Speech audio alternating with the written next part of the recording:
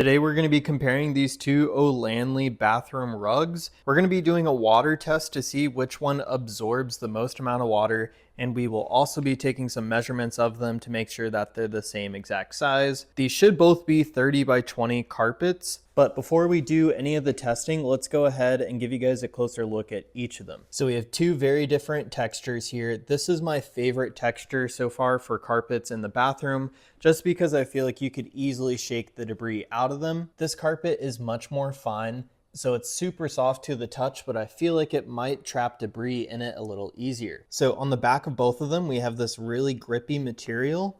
But for whatever reason, I feel like this carpet seems to stay in place a little better than this one. I'm not too sure why that's the case because the backing seems very similar on each of them. All right, so we're gonna measure the dark gray one here, and we're a little over 30 inches long, and it looks like we're exactly 20 inches wide. All right, this other carpet here is the exact same size in both directions. All right, so next up, let's go ahead and do that water test. So for this test, we're just gonna pour a cup of water in the center of each. We're gonna let it sit for a moment.